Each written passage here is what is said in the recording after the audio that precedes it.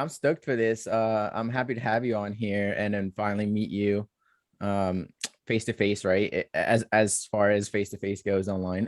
Yeah. But I wanted to talk to you about your startup, Prepare Web. But before all of that, I think we all want to get to know what your upbringing is, what made Juan Maya Hernandez. And do you go by Juan? Do you go by Maya, or what do you prefer? I prefer Maya just because in my high school there was just a lot of Juanes and they would make the jokes of like I van los Juanes or like all these little things. So yeah, Maya, you can call me Maya. That's All what right, I well, tell we'll go with people. Maya then. So all right, so tell us about your upbringing and just what events in your life shaped the person in front of me today. A lot.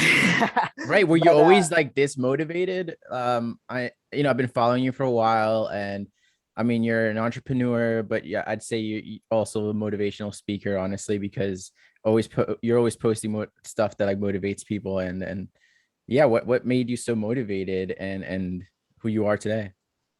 yeah, no, well, first and foremost, it's an honor to be here. I've been listening to your podcast at least the last couple of weeks. When I go to the gym, when I'm in the gym. So I thanks for appreciate that. that. But yeah, like hey everyone, my name is Juan Maya Hernandez. I mean, I'm undocumented. I grew up in Mexico, so I was born in Mexico, and I actually came here. I came here when I was 3 years old. But everything ties together. At that time, I had epilepsy. So I had seizures from 2 to 3 years old in Mexico. And even now, I'm barely finding out all these little things. Like I don't remember much. But I did have epilepsy in Mexico. My mom was constantly in the hospital. She would tell me that, in Mexico, I would get this epilepsy for like a week, sometimes 2 weeks. I'd be at the hospital, and it would happen randomly.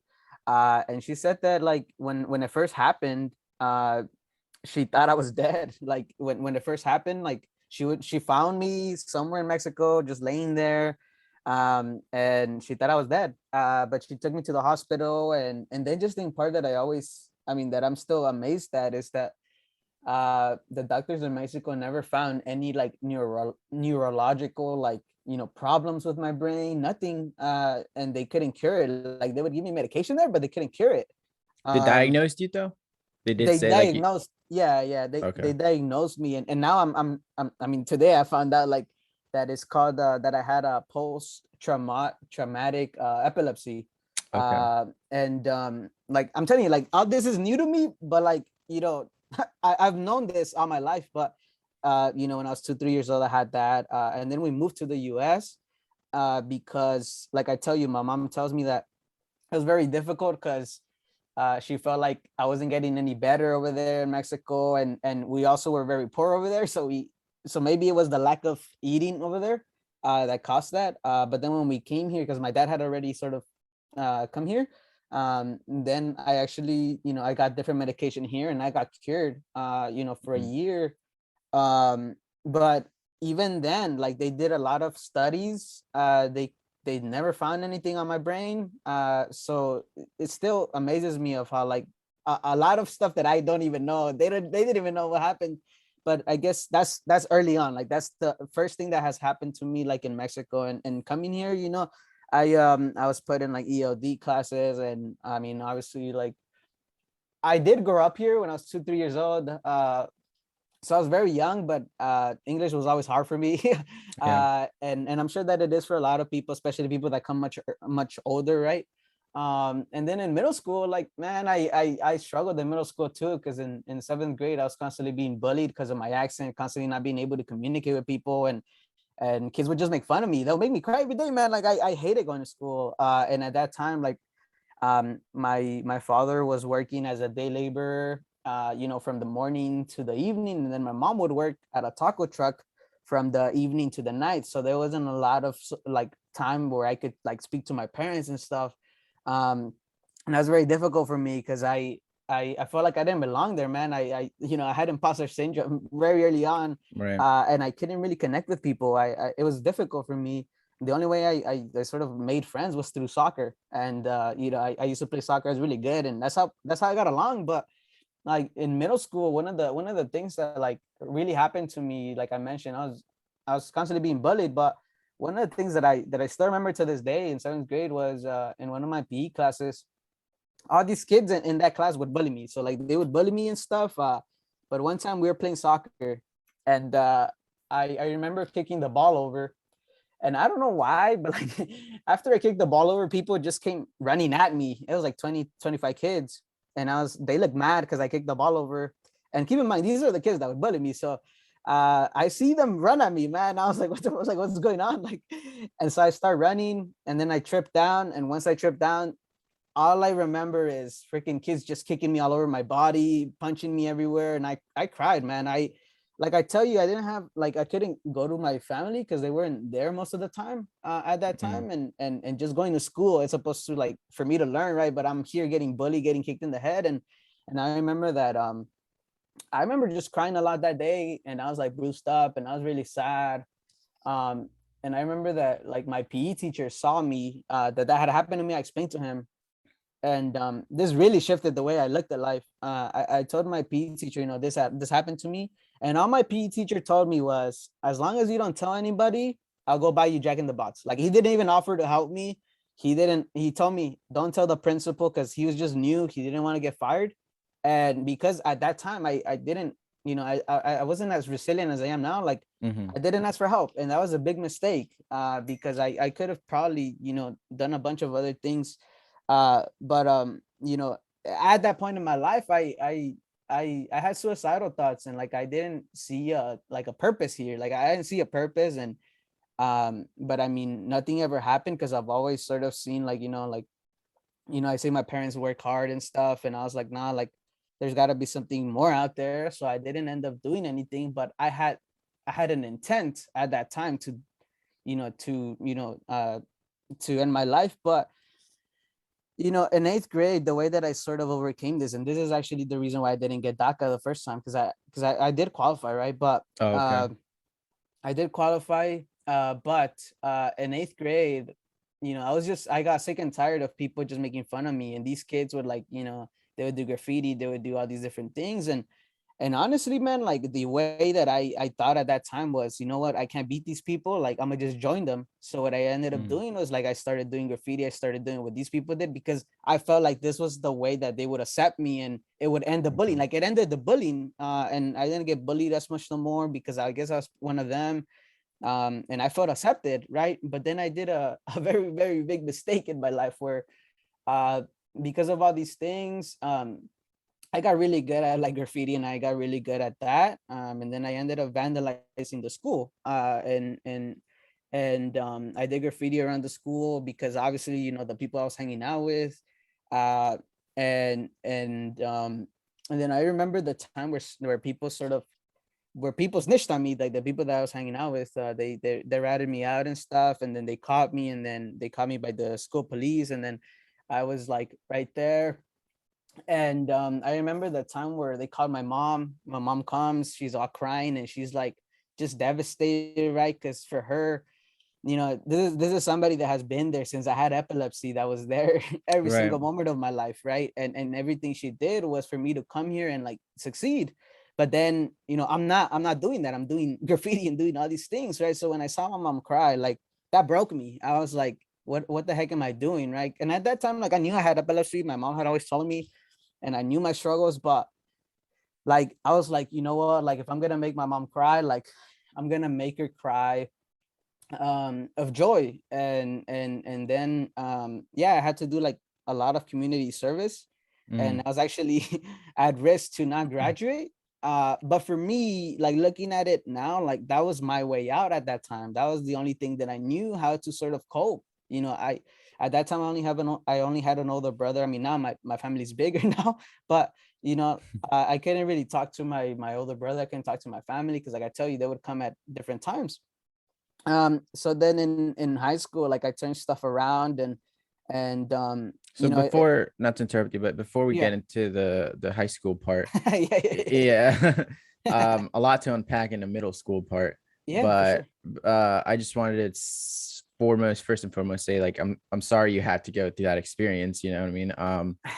It's unfortunately, the way I feel like it's something that we do find us immigrants Yeah, in where we get judged for the way we look, how we sound.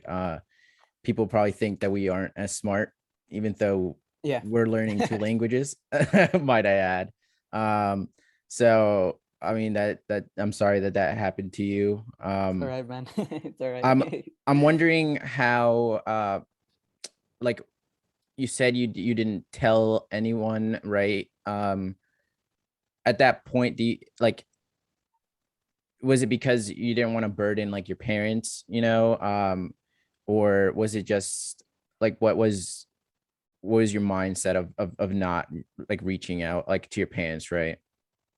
Well, because I was afraid. I was afraid of like what would happen, like, what would happen if I told on these bullies, or like if I told on these people. I was just Yeah. afraid. I was just scared of life. I was scared of everything because all throughout my point there, like I had a hard time just going to school. I had a hard time just like, adapting because of all these external things that would happen to me, and constantly getting bullied. Like it would bring my Yeah. self-esteem down, and it wouldn't happen like just occasionally. It would happen every day. And like, Hmm.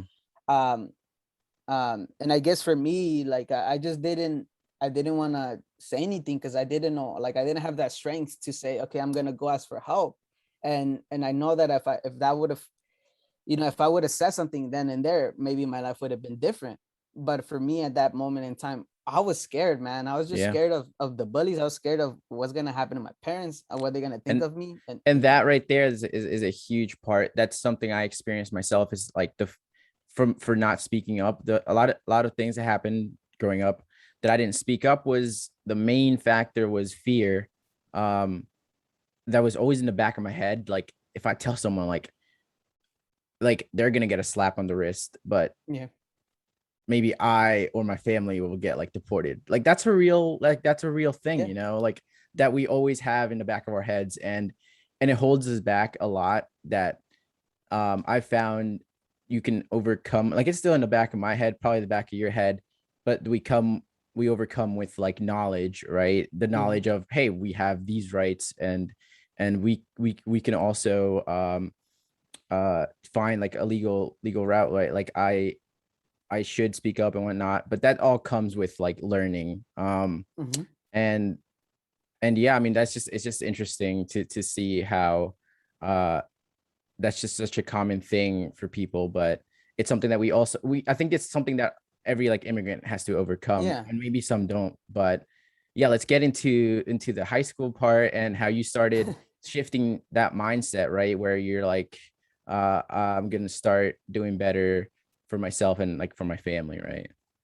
Yeah, yeah, for sure. And yeah, thank you for that. Thank you for explaining that too. And yeah, in ninth grade, I mean, I was still hanging out with the wrong people. With one of my friends, he was still like somebody that didn't pay attention to school. But then I had another incident where one of my teachers stopped me after class, and she was like, "Hey, Maya, like you're really intelligent, you're very smart, but you keep hanging around with the wrong people, you're not gonna make it very far." And that spoke to me because my previous my previous teacher that I had spoken to told me, don't tell anybody, and I won't get fired. And then this teacher is like, I had for the first time I had somebody tell me like, I believe in you, it's just you got to make better decisions.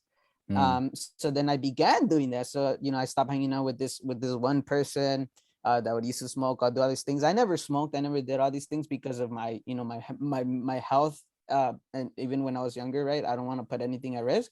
yeah. Um and yeah, man, like in ninth grade, like I never actually knew I was undocumented. I never actually knew what that meant. Mm, So I never knew that it was gonna be like a setback for me to like not go to college. I think college for me was always like, I'm gonna go like because I right. didn't know I Mm, was undocumented. yeah. But also my older brother was also in my older brother was already at CSUN, so my older brother had already made it. So like I also saw myself going because my older brother did it. And See so sun yeah, in California yeah, as well. Cal Okay, State okay. Northridge. Sorry, I'm Yeah, from Jersey, so it's just like yeah, no, yeah, my bad. I know, no, that's fine. Like I have um, family in California, but I lived there for a year, but I don't know. I was too young for. yeah, it was yeah, it was it's called Cal State Northridge. And just seeing him, I was like, okay, I could totally do that. And my Okay. brother, he was I mean, he was always just pushing me because my older brother still remembers, like my older brother, when we came here, he was like 7 years old. I was two. So he really still remembers life in Mexico and how hard it was over there. So for Mm, him, his goal was, helping me get into college and helping me sort of, navigate right. that.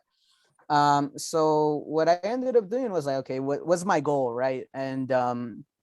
And my brother was guiding me, and then I was like, okay, I'm gonna go to the number one UC that I can, and let me see if I can actually make that happen. And at that time it was UCLA, and I was like, okay, how can I do that? So in my freshman year, what I ended up doing was I talked to my homeroom teacher. I tell her, what do I need to do to get into UCLA? When I graduate from here, and she was like, oh, talk to these two teachers, because I had two teachers that actually went to UCLA. So then I go talk to them, and everything. It was just like, okay, you get the best grades that you can, so you can then get into UCLA. um but even that, it wasn't easy. I still struggled in English. My high school, they didn't have many APs, like advanced placement classes, but I did end up taking AP English. And I struggled, man. I was actually about to fail that class because like my teacher was like, Maya, you're not understanding this, like your writing doesn't make any sense, your grammar needs a lot of work. Yeah. And she's like, if you don't get it together, like, you're not gonna pass this class. And obviously, like, in the back of my mind, I was like, UCLA can't see me like fail this class, so like I need to get it Yeah. together. So what I ended up doing was I was like, all right, I'm gonna start staying after school. I'm gonna start talking to this teacher. And eventually I mean, I passed the class. I got, and the craziest thing for me was like, I on our final essay for that class, I ended up getting the highest score on it out of anybody in my class. And I was like, Amazing. damn, like what the fuck? Like I could actually do this. Like From that's crazy. ESL to Yeah. highest grade in AP English. That's a huge improvement. And then in my third year, like because I was like a good student, getting, pretty much A's and B's. They recommended me to be a student leader at this organization called the United Way Student Leadership Program. And it was nice. It was a great experience, but they recommended me. And for me, that was big. I was like, man, like, the people are recognizing me and they're recommending me to this. And then in that program, like, I got connected with other people. The food was great. They're, how do you call it? Like their building in downtown was like really nice. And I was Mhm. like, wow, this is nice. Like, I feel like it feels good. And then my third year, like they actually have partners with different nonprofits. And this is where I realized that I was undocumented. Like, so they had partners with different nonprofits. So any student So you leader didn't every summer is guaranteed. Oh, sorry. No, go ahead. So you didn't realize you were undocumented till you were like applying in the college process then? No, no. So I realized I wasn't undocumented when I had to fill out paperwork for this, paid internship during that summer with Uh, this. They were like, "Oh, where's your social security number, your work permit?" I was like, gotcha. what Mm, is that? I don't have that." okay, right, right. Yeah. So then, yeah, and then that's when I realized it, and then I began like looking out for other resources, and I learned about the Dream Act, and I learned about all these different things that I needed to do, right? But I was always on it. Like it wasn't something that like I knew I was gonna go to college, regardless of the situation. Hmm. So that's when I realized I was undocumented, and but it still never changed my mission, right? Like I was still wanted to go to UCLA, so I actually ended up getting the best grades I ever could that semester, because I know that UCLA wanted to see that and stuff. Then I applied. So then, fast forward to UCLA, like even there I've struggled. I feel like a lot of people think that, once you get to a certain place, then that's it, right? But it doesn't Hmm. work that way. I thought that once I got to UCLA, all my problems would go away. I'll be like, oh yeah, I made Right. it now. But It's the just hard new part, problems. yeah. So then when I got there, like I was like, okay, my first 2 years, I actually took out $8,000 worth of loans, Okay. just to live there and have a meal plan and for some tuition, because I needed it. Okay. And at that time, so I guess I didn't explain this, but the reason why I didn't apply for DACA is because of that incident that I had in middle school, where I vandalized the school, and like I had that Okay. small Okay. misdemeanor. Right. And then my mom didn't want to sort of risk that, because I was actually supposed to go to court, but I never went to court. Hmm. but she didn't want to risk it at that time. And Yeah. I mean, it makes sense, you know. So I didn't have DACA. But I was thankful enough that, Mm. like, you know, in California, they do give out like dreamer loans for undocumented people that have been here, and they have like diplomas and stuff. Yeah. So yeah, I took out $8,000 worth of loans. But even before that, I knew I needed money if I was gonna live at UCLA. So I ended up doing day laboring with my dad for a whole summer. Hated it, man. I hated it, but it was just something that I was like, well, you know, like I saw like my family would always remind me, like, you wouldn't be in this situation if you wouldn't have done that mistake in middle school, you know. Oh, Um, that's tough. yeah, and but like and for a long time, like I held on to that, you know, like I was like, man, it's not my fault, all these things. But you know, working with my dad as a day laborer, I really saw the value of everything that I had. Like, you know, I'm not sure how familiar you are with day laborers or if you've ever done day laboring, but my Oh yeah, I dad. go here and there on the weekends with my dad. We do some um cut some people's grasses, just extra income, you know. I always like to make money. So anyway, in Yeah, there. yeah, no, yeah, but I think for me, like the type of day laboring that my dad does is like doing picking up trash manually. So like we would go Okay. to like wooden hills, and like, man, there would be like, you know, metal and all these different things that would have to carry. And I actually messed up my back there for carrying a lot, Mm, like a bunch of things. But man, it was very difficult for me because there was some days where like we would go to this, you know, so we would get a call, well, my dad would get a call, and like we would go to these buildings, and they would be like, oh, you got to take out trash from the 20th floor all the way down right. manually. And I was like, man, I don't know I don't know how we're gonna do this. But like we would end up doing it. Sometimes we would pick up, like, I remember one time we picked up this humongous freaking wood that was like on an incline hill, Hmm. and we had to bring it from the bottom all the way to the top, man. And it wasn't fun, but I knew that this was like what I had to do at this moment in my time to make some money so I can have it when I go to Yeah. UCLA.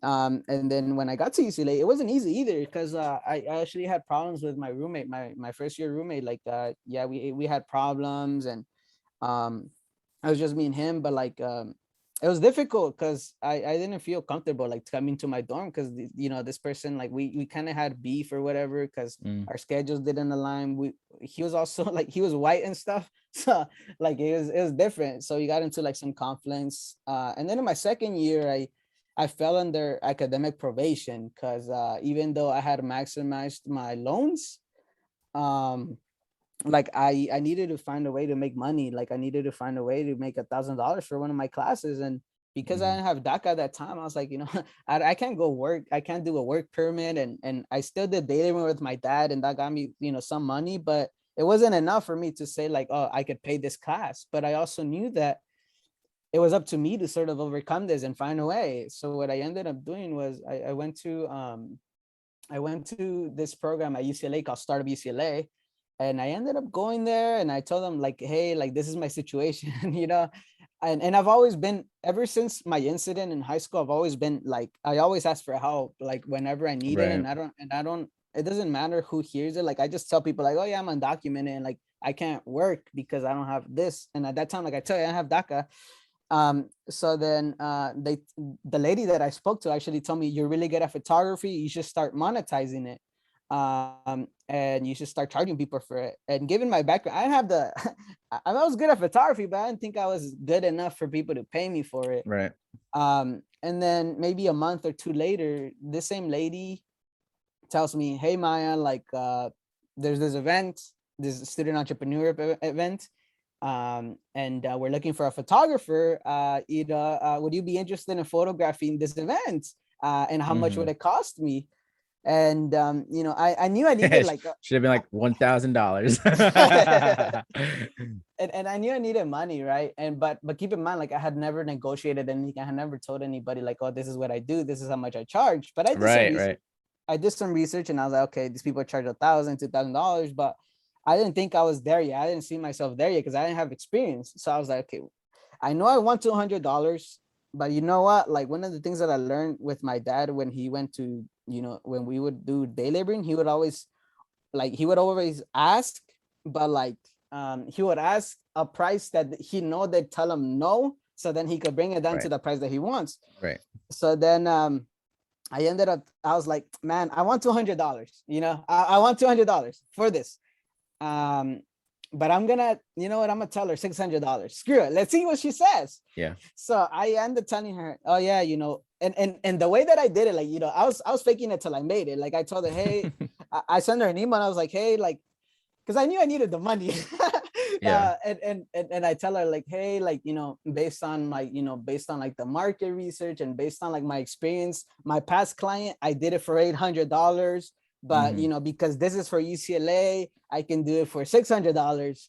And then I was honestly, I didn't have much expectations. I was like, all right, she might say no, she might say other things, but I need the money. And she ended up saying yes to me. Like she said, okay, let's do it. Nice. And she knew my situation. So she said, how can we sort of figure that out? So the way she ended up paying me was through a scholarship that would go through my financial aid. So I got $600 in like 2.5 hours. And then, I mean, I also got free food that day. And I was like, damn, like, if you just ask sometimes, like you get to learn and all these different things. And I remember telling her one thing, like I would see these kids that were like my age. They were white, they were Asian, but I always at these entrepreneurship events, the startup events, and they would always come into teams, solve problems, pitch. And I remember telling her, can I pitch something? Like, can I pitch my idea? I have an idea. Can I go pitch it? And she didn't let me that day. And then she ended up she told me to do another event a couple weeks later. And I asked myself, like, what do these people have that we don't have? Like, what's the difference between them and me? Why aren't my people here? Like, where's the Latinx people? Where's the undocumented people? Where are they at?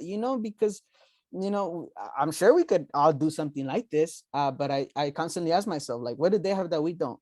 So then I just started reading. I started reading more books, and I was like, like, okay, let's figure it out. We'll figure it out. And I never said like, I can't do this because I don't have this. Like I have always said, like, I'll find a way. Like, I'll find a way to make it work. So I did. I mean, ever since that experience, that gave me the confidence to start doing, start charging for photography. And I ended up doing, so I started a side hustle called Headshots on the Go. And then through there, at that time I was reading a lot of books.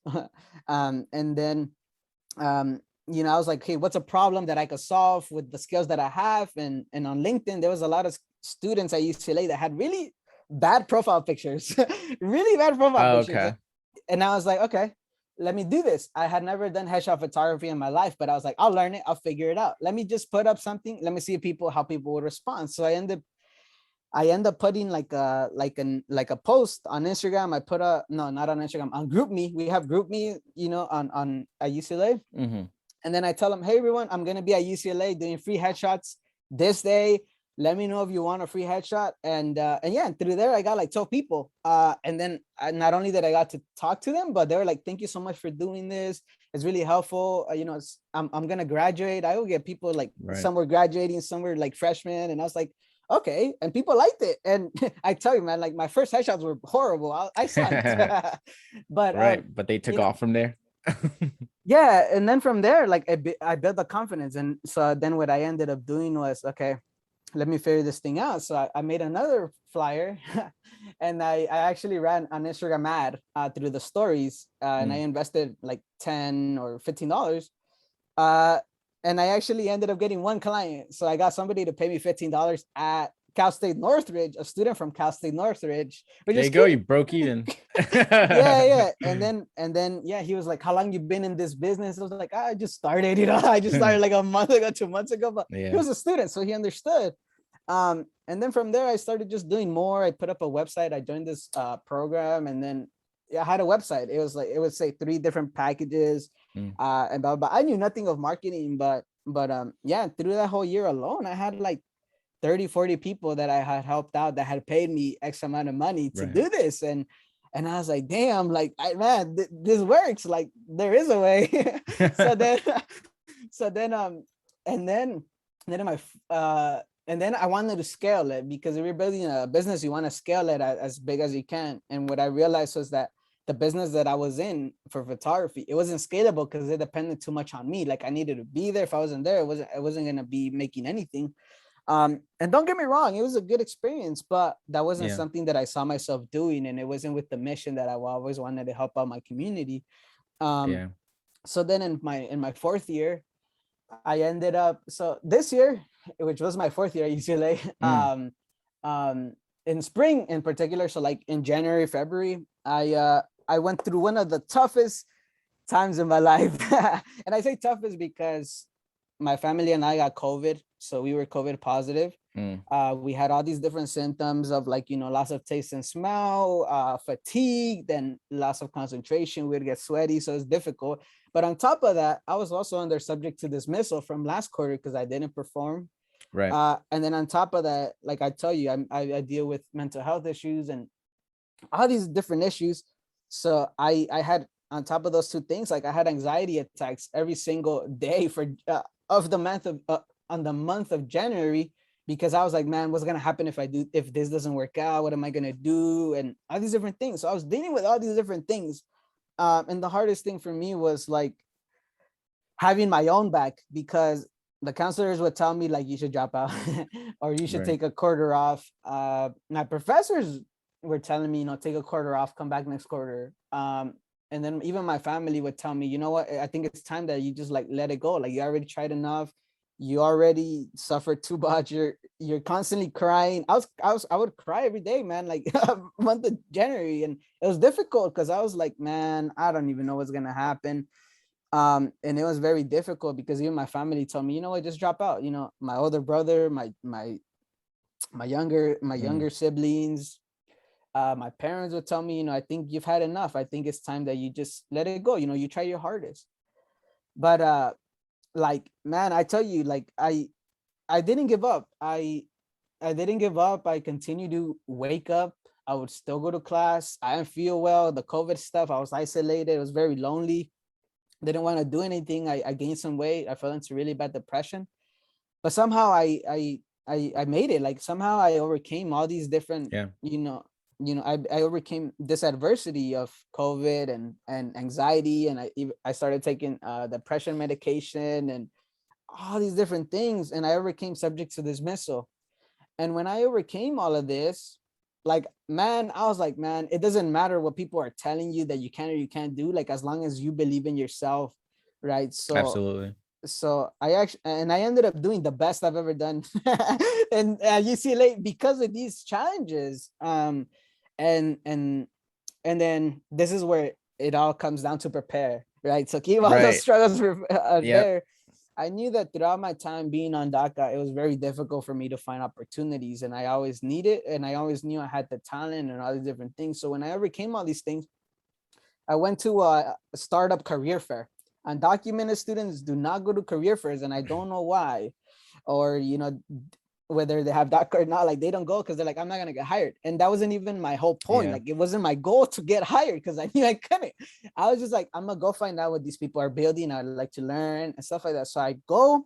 It turns into an interview. They start interviewing me. I tell them what I'm up to, and at that time, like I was killing it on TikTok. I was like, I had figured out TikTok with Yeah, I saw it. photography. You had some like along with your photography, you've had some amazing success on TikTok as well.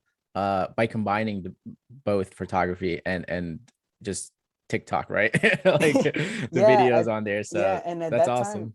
yeah, at that time I was getting like 100,000 views, 700,000 views sometimes, and I was Yeah. killing it. And this company saw that they needed somebody that could help them Right. growth hack. And this is what surprised me the most, that I ended up getting a job, like a paid internship offer by this startup, telling me, hey, we know how valuable you'd be to the team. We want you to be our growth hacker intern, and we'll pay you $16 an hour or $15 an hour. And how do we go about that? And obviously, I tell you that I'm always openly undocumented. I tell these people like, oh, but I'm undocumented. They're like, we'll figure it out. Who can we talk to on how to hire somebody like you, join our team, because we know how valuable you are. They go to, I reference them to the undocumented student program, and with the hopes of, okay, something's gonna land. And I didn't have an ITIN number. I didn't have it. I didn't have anything. So and based on my past success, I was like, they could probably give me a scholarship, and like, it will work out and I'll be doing this. Okay. But I didn't end up getting hired because the undocumented student program didn't help. or maybe they did, but this startup wasn't knowledgeable of like immigrants, of DACA TPS. It Yeah, was they like a probably white, just didn't yeah, want to go through like all the loops and right, holes. right. Right, right. So then I thought to myself, I was like, man, like this was a great opportunity for me to join a startup as a growth hacker, but I can't capitalize on it. Right. So then I go on Google, man, and I'm like, all right, is there a company out there that can help me find a job? Like help me with this situation, being on DACA, right? And yes, there's things like undocumented professionals. Then yes, there's things like Immigrants Rising and Chila and all these different organizations, but none of them are like focused on helping me finding a job if I'm not on DACA, right? Like most of the time it's like for DACA TPS folks and stuff. So then I was like, okay, if there's nothing out there, I want to find out if this is also a problem with my friends, my undocumented friends at UCLA. So I ended up interviewing, 10 to 13 friends that I connected with, started talking to them. And I asked them, is this a problem that you also face? And I kept getting the same responses. Yes, yes, yes. It's not accessible for me to go to these events because I commute or I have two jobs. I can't do this. I don't have time. I don't know where to apply even if they had that, I don't know where to apply. And I was like, okay, well, this is a problem, right? So then um, I go on Google.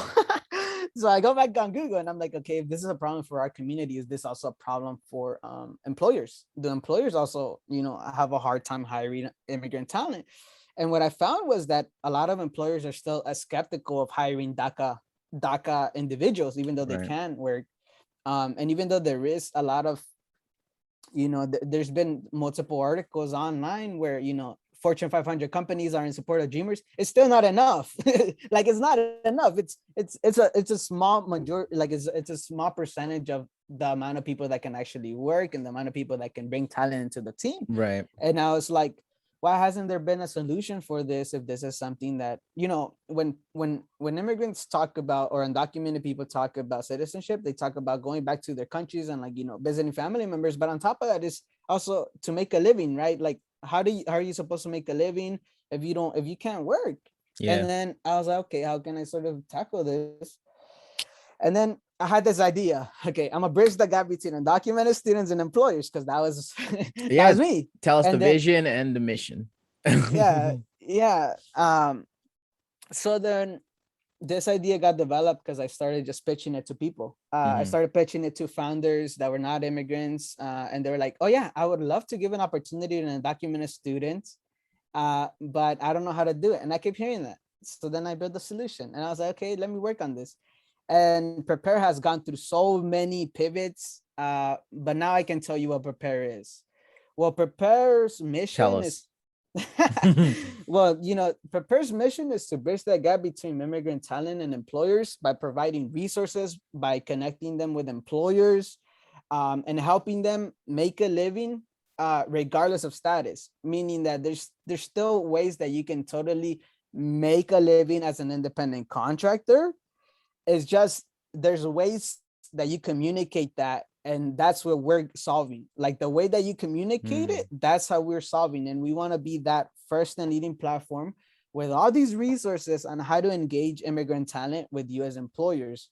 And our vision is really to help uplift, majority of the immigrants here in the US that are not work authorized, and help them contribute their skills because they are skillful to these companies that need them. And right now is the right time to do it because of the pandemic. There's over there's over 9 million jobs that are being unfilled by these Right. companies. So there's opportunity there. Yeah, that's what we're working on. I mean, it's been a long process, but we have a team of 6. We have over 155 people signed up on our emailing list, and we actually sent out a newsletter yesterday.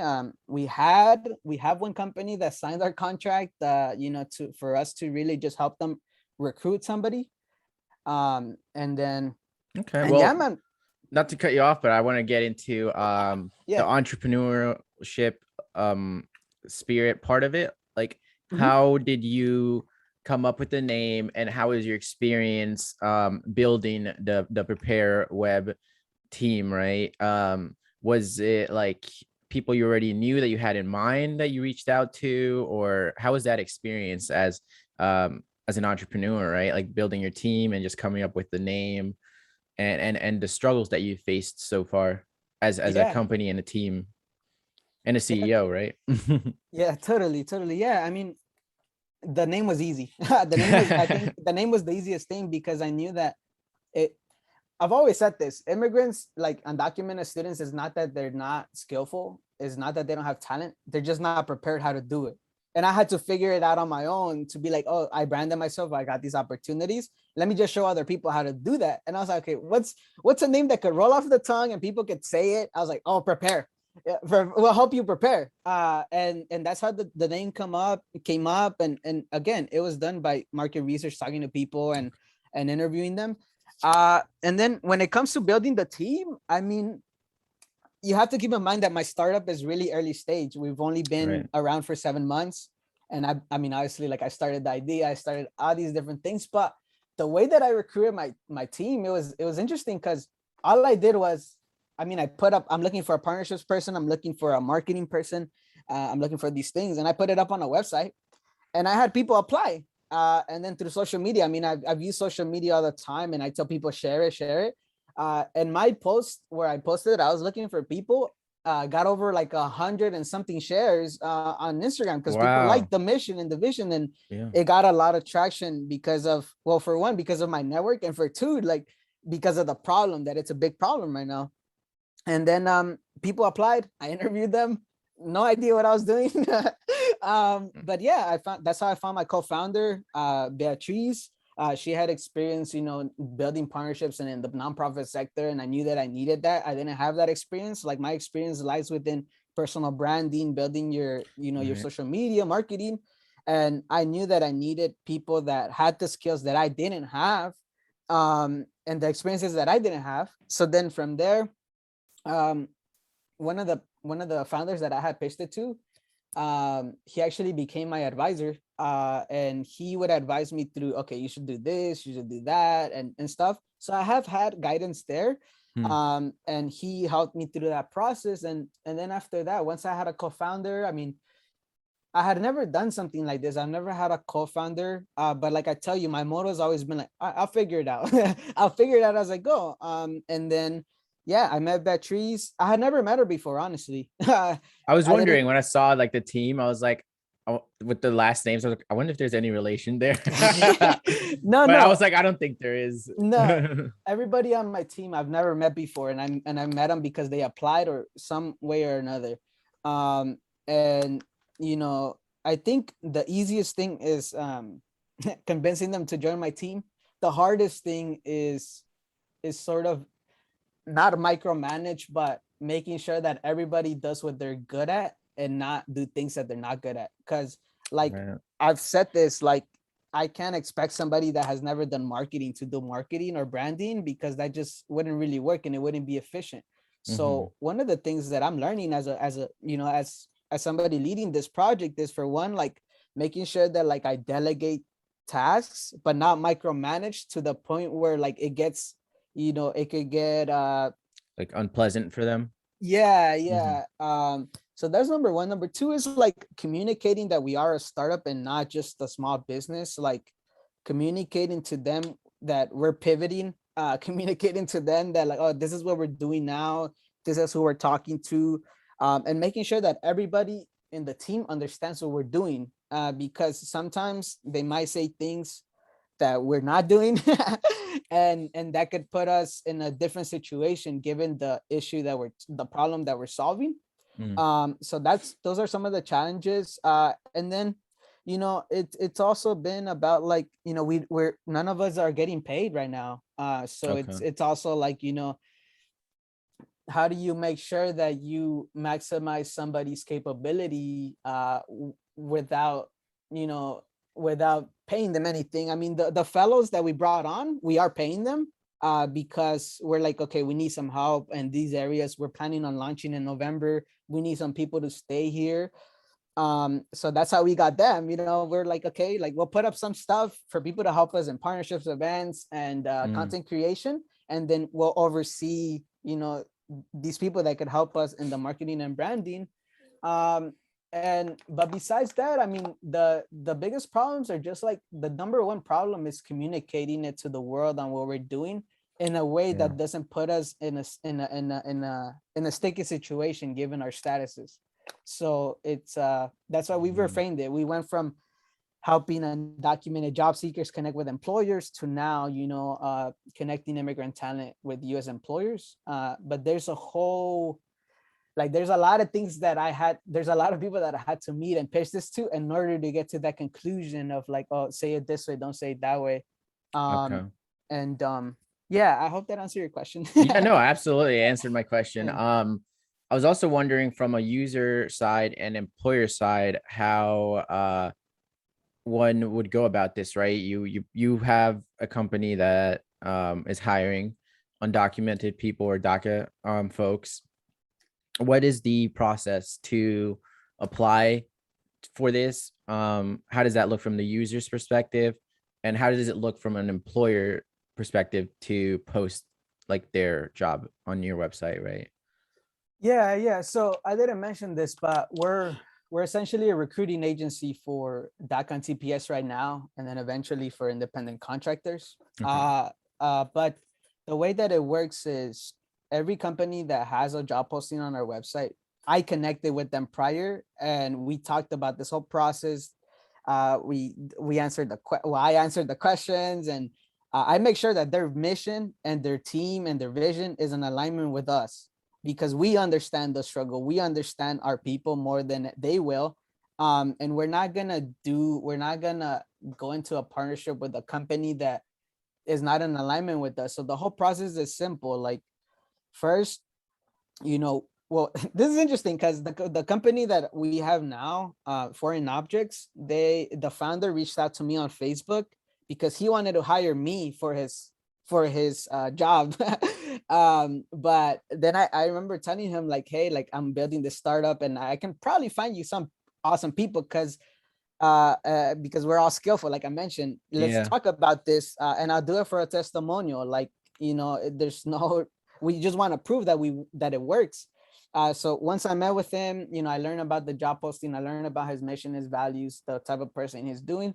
And then that's once they sign the Mm, contract, that's when we post it on our website. And that's when we begin sourcing for people and interviewing people and then referring them. And then once we make that successful referral, then they'll give us a testimonial. And that's essentially how it works. So from their perspective, one of the things that they talk about all the time is the taxes. And we're like, oh, well, DACA recipients have an EID, they have a social. It's simple, it's normal, the same thing.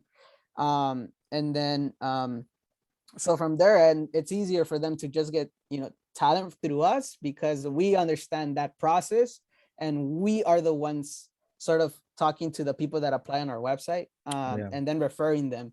But, it's a whole recruitment process. So we help the people that apply to our website, we help them navigate the whole process. So like, let's say they're lacking on resume and this employer really needs like a good resume or needs a good LinkedIn. We'll help them do that. Like we won't charge them. Like as long as they could stay through the whole process, like we'll connect them with an employer, if that makes any sense. But Yeah, that makes sense. And that was one of the questions I was gonna ask as well. Like, what happens if someone's like applies, but the employer is like, we need like a resume, right? Maybe something that yeah, not a that's how lot we refer of them. people Yeah. think. Yeah. Do Yeah. So you we are, then like tell them to you help them like build the resume as you were saying? yeah. So like we help them throughout the whole recruitment process, right? So if Mm, the employer tells us like, oh, you can do the first round of interviews, then we'll do it for them. So we're helping the employer on that side, helping them sort of fill in this position. But on our side, we help the people that are qualified and we think that are the best fit for this position. We help them through whatever it is that they need. So if they need a resume, we'll help them with the resume. If it looks like clean, we'll help them just make it look better. And we also understand that we don't know a lot of things. So that is one of the things we value in our company. We're like, okay, you don't understand how to do this resume. All right, let's look it up. Let's figure it out.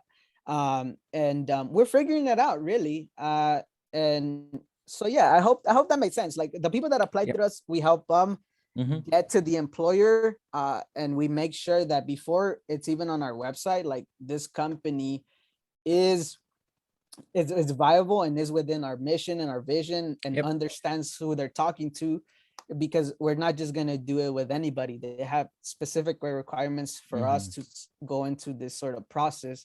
And but yeah, man, it's been a long process. Like it's there's still challenges we face, in terms of like the team, and even just understanding like the legal aspect, and just like I tell you, like communicating it in a way that tells you what we're doing, but not in the way that is going to put us at risk. So it's a lot of, it's a lot of learning, but we're making really good progress for November. Yeah.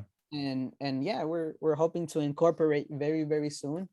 Um, but yeah, That's awesome. So wait, you're saying this November? yes, this Uh, November. Yeah. what's the plan for November? I don't have that plan yet. We're Oh, okay. I still just thought figuring you that had out. like, yeah, I thought you were gonna like roll something out for November. I Okay, Even if I did, I mean, okay. that's our launch. I mean, we'll have some resources, and hopefully like we'll make an event, like a virtual event, just inviting people to join it, Oh, so they okay. understand who we are. Yeah. But there's a lot of like back end to focus on. But Okay. yeah. Okay, no, cool. And what type of like information would I need if I was applying, right? Like name, last name, right? And then email I would expect. And like what type of information do you ask from someone applying? Yeah, I mean, we, right now we're only helping the people that have DACA TPS. They live in California, when it comes to in person. Uh, but all you need is to apply, like, your name, your phone number, your email, and then you submit our resume, and then we'll get back to you. We'll email you after a while, and then we'll have a call with you. I mean, I'll have a call with you. I say we, because I mean, but yeah, that's all you need really. And but majority of the time, it depends on the position that we're trying to fill. Like if it's a software engineer, obviously it's different skills, but we'll look at the resume and we'll be like, okay, Gotcha. this is what the company needs. Does this person have that? We'll ask them questions, and then then we'll follow up. But we're very transparent enough to say, hey, like this might not be the right position, but we'll keep you in mind, and whenever something comes up, like Mhm. when it we'll definitely follow up with you, but it's a long process for sure. It's Right. a long Okay. process. And Yeah. then what startup stage are you at? You say you're like pretty early on. But I'm wondering like what like have you pitched it to investors or are you going to? Do you need to? Or what kind of funding are you looking for if any? Yeah, so we're in the product market fit stage. So I would say that right now we're just, we're going to market, just trying to fill in positions, see if we can solve this problems with companies. Um, about pitching, yeah, I've already actually pitched it to a couple people. Am I seeking funding? I think that there's always a need for funding when it comes to building. So we're building a C corp. So we're gonna need Okay. funding to do that, and make sure that we have a legal stuff and all these things. Right now, I think we're just looking for like grants without equity with investors. So we have two advisors actually now. And what they advise me right now is to not go for investors that want equity. So we could get grants for us to to just take this to the next level. We're would be good, but as of right now, we're just bootstrapping it. Everything Right. we've invested is coming from our savings. Well, it's coming from my savings for right now. And then once we've done this process once or twice or three times, four times, five times, like, and once we could actually land a customer, a company to pay us for our service, that's when we take it to the next level and go, Yeah. because even with venture capitalists and angel investors, they want equity Yeah, they want a for piece of the exchange. pie. Yeah, Yeah. and right now we're not sure if we want that. At least I'm not sure if I want that, at least right now. But we will eventually seek venture funding, but that's once we were already like making revenue, making way more traction, and a lot more Okay. people find out about us, because that's Hmm. when we'll need a legal team for sure, and we need money for that. Yeah, no, Yeah. absolutely. And what's your because like you said, of course, like every business needs to generate revenue, right? Yeah. What are some ways that prepare plans to do this, or you're already thinking of doing, right? Like what's your business model as far as like uh how you just bringing in revenue? Yeah. So everything we do is contingent recruiting. So our motto is contingency recruiting agency business model. So the way that it works is, um, we look for a company, and or this company reaches out to us. We have actually had a couple companies reach out to us, and they're looking for somebody, right? And then they're offering this person, and we right now we really want to focus on just full-time positions, but we'll see how it works out with part-time or full-time. But the company reaches out to us about this position. We get a talk, we talk to them, we show them the contract. If they like what they see, we and if they end up hiring somebody through our services, they give us 15% of the candidate's first year salary. But it's not taken away from that person's salary. It's just an external fee that they pay us for our services, if that makes sense. Yeah, no, that makes perfect sense actually. How do you come up with the 15% for the year? Is that just like is that just the rate for this kind of Yeah, business? it's yeah. So it's a rate for recruiting agencies, but it's actually on the lower end. Most agencies, depending on what type of people you're recruiting, like obviously if it's an executive you're recruiting, like that's Mm, like 25%, 35% of their first yeah. year salary. But like I mentioned, we were well, I was in between 10 to 15%. But like I tell you, we'll only learn if we go to product, we go out there in the market to do this. But yeah, like Mm, 15% is where we're starting, and I doubt that people will negotiate with us to bring it down, but if we have to, I think I'd be willing to negotiate with the company, because of our mission. Like our mission is essentially, to help these people that have never had opportunities, or they have the skills, help them connect with employers, right? So but yeah, that's the standard for right now.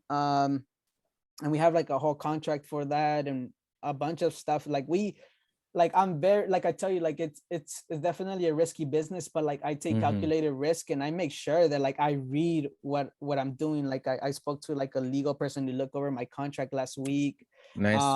And these are just like from my network. So from startup UCLA, they have legal office hours, so I went to that and I asked them.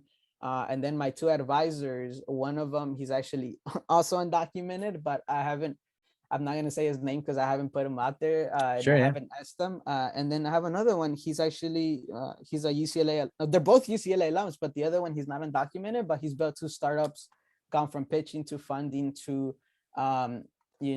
raising capital. So I have those two people sort of advising me, and then my team. I mean, I really value my team, and whenever they, if they're not feeling well, like one thing that I'm learning is like not everybody's gonna work on this Monday through Sunday like me. So I tell Yeah, them, yeah. don't don't work or don't do anything Saturday and Sunday. Like don't bother. Just take that time for yourself, because I really value mental health, because I go through it. Right. And yeah, if they don't feel like they can do something right now, be like, hey, you know what, like take a whole week off, go take it off, and then just come back, because I also understand that I'm the only one working on this full time. Everybody else on my team is like, they are, they either have like they're either working elsewhere, or this is like secondary to them, so it can't be their priority, but for me it is. And yeah, like if there's something I don't understand, I'm gonna read about it, I'm gonna learn about it. Hmm. But yeah, I hope that answered your question. Yep, no, absolutely. Yeah, And yeah.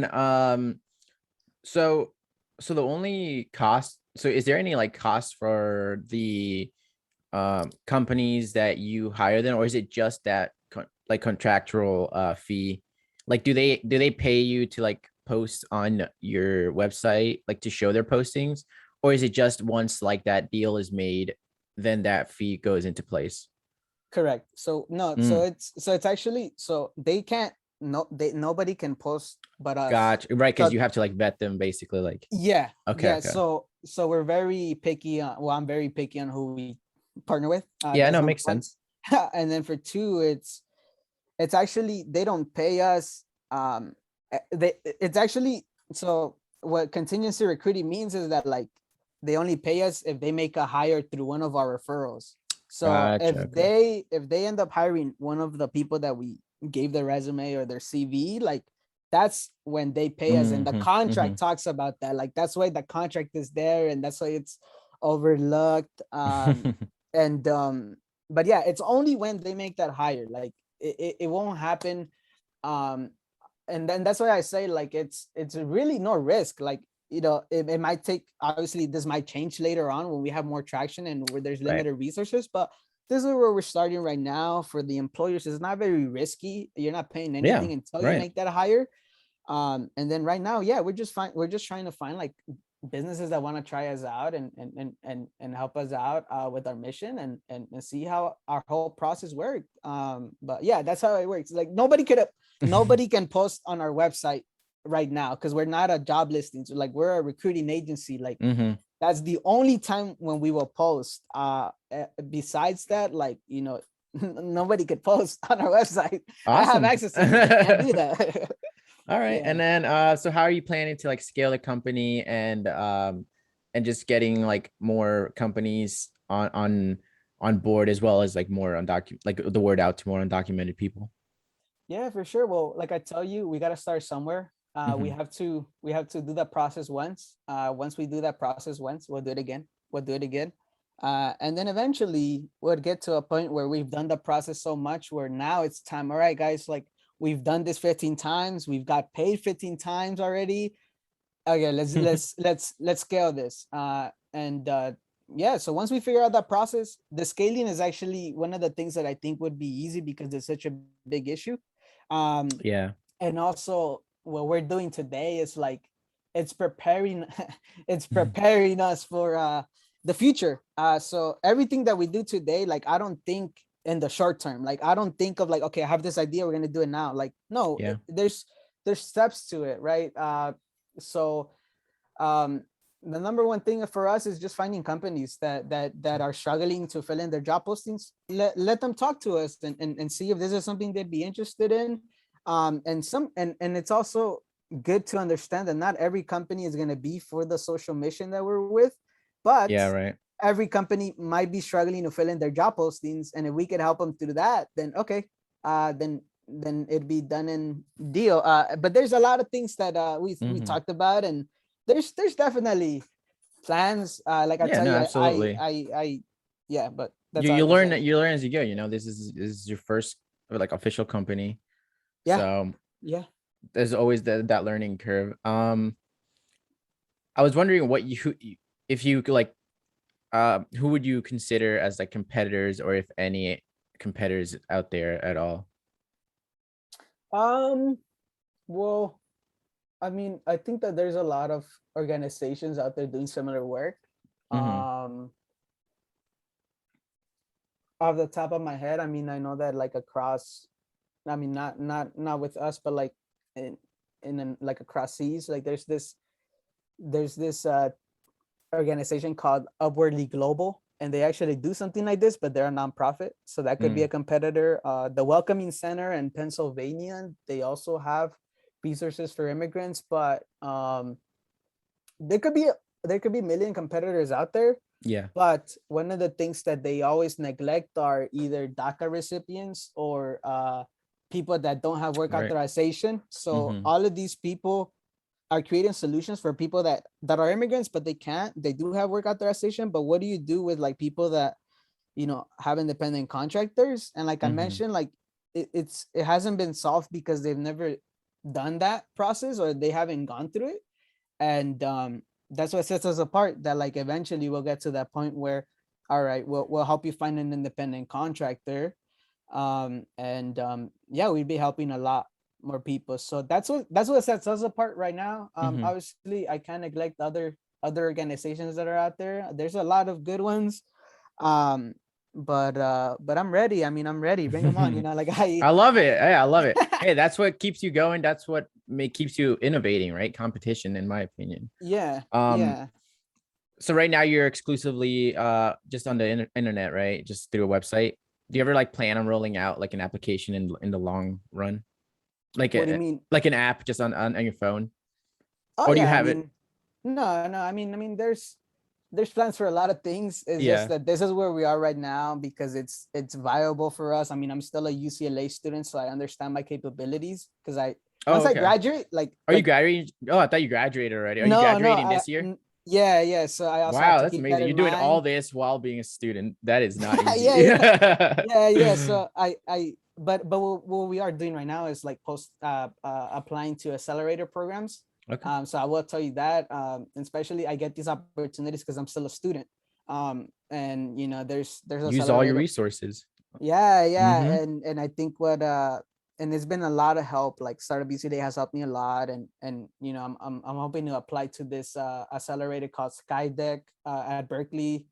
And there's other programs that I want to apply to. Obviously we can't get them all, but number one is just to build connections, really, because that's what's going to help us, at least at this stage. Like I don't think I know you mentioned this too. Like, what are the costs for us? Like, we've actually, well, I've invested over $1,000 on this, just for, like, you know, our CRM tools, you know, for Notion to keep track of all of our notes, our website. Like, I'm not a coder, so I created that website through Squarespace, but it came out clean because I was It like, is okay. clean. I like it. Yeah.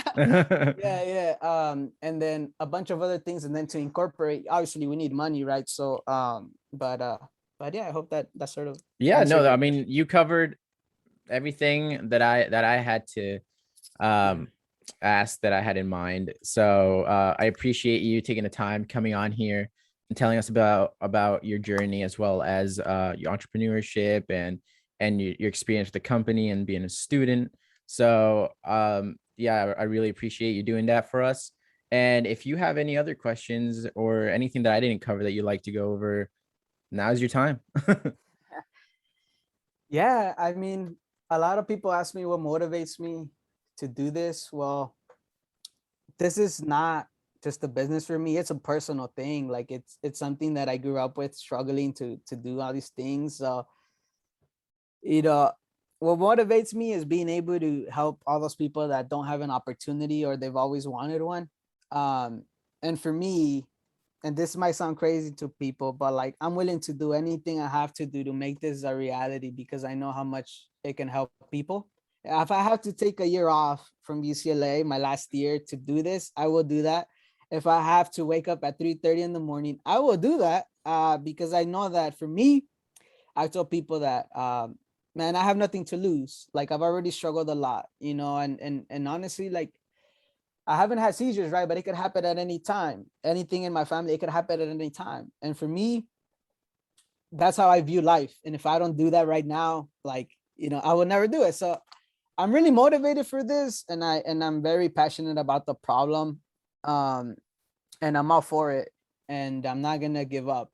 That's one thing. Like, I tell this to my team. Like, I mean, I wake up really early, man. I wake up at 3:30 in the morning just to go to the gym, come back, you know, then work on this. Right now I'm in summer, so I have way more time to do this. Right. Um, and yeah, if you're out there listening to this, and you're thinking of starting something, just start it, because you'll never be fully ready, really.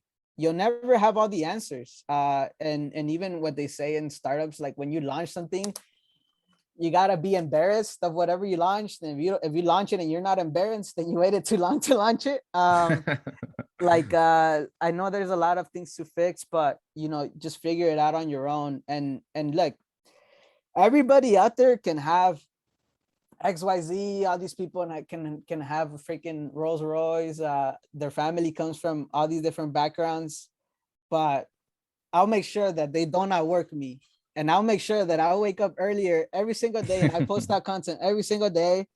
Because you know what would be crazy, that, like, man, if I outwork somebody and I get there and I can make this happen, regardless of all these things that happen to me, like, man, anybody could have anything, but what they're not gonna do is they're not gonna outwork me. And I'm telling you, like, I'm willing to make this. I'm really like nobody like my my co-founder thinks I'm crazy. Like I text her sometimes at 4 a.m., 3:30, and she's like, "Go to sleep." Like you're my family, you know. But I'm really passionate about this, and I'm willing to go all out for it. So I want people to know that like, you know, it is possible. You just gotta ask, and you gotta just be really. If you want to start a business, be really passionate, because specifically for startups or like businesses that aren't generating revenue at first, like it could be very discouraging. But if you're passionate about it, like, you know, you can make it happen. But I'll leave it at that. I mean, Yeah. I could I could talk for hours, but No, absolutely. No, thank you for bringing yeah, all your knowledge, and most importantly, thank you for being real with us. You know, that's not something you get a lot with people, and I appreciate you doing that. So yeah, of course. thanks again, and I wish for all the success for your company, because it's unique. It's one that's definitely needed, and I would love to see it evolve into even bigger. It will. It will. It's just not gonna. I know it's just not gonna be easy, and I know it's when competitors come around. Like I'll be ready. I'll be ready. So and that's where I'm at right now. I mean, I'm 21, man. Yeah, I have you're time right young. now. You're So I'm young. like, let's do it. So yeah, thank you for Awesome. having me on, though. Yeah, of And course. yeah. Thank you for listening. If you enjoyed the podcast, please give it 5 stars on Apple Podcasts and a follow on Spotify. It helps me tremendously in order to bring more awareness and educational resources to our community. For more information and to stay up to date with what I'm doing, you can follow me on Instagram at LatinaAmericaneo. And if you need more information and resources, you can visit my website, LatinaAmericaneo.org. I'm Kevin Munoz. This has been the Leo Podcast, and I'll see you next time. This podcast is not investment advice, and I am not a qualified licensed investment advisor. All information on here, including any ideas, opinions, views, predictions, forecasts, commentaries, suggestions, or stock picks expressed or implied are for informational, entertainment, or educational purposes only and should not be construed as personal investment advice. Conduct your own due diligence or consult a licensed financial advisor or broker before making any and all investment decisions. Any investments, trades, speculations, or decisions made on the basis of any information found on this podcast, expressed or implied, are committed at your own risk, financial or otherwise.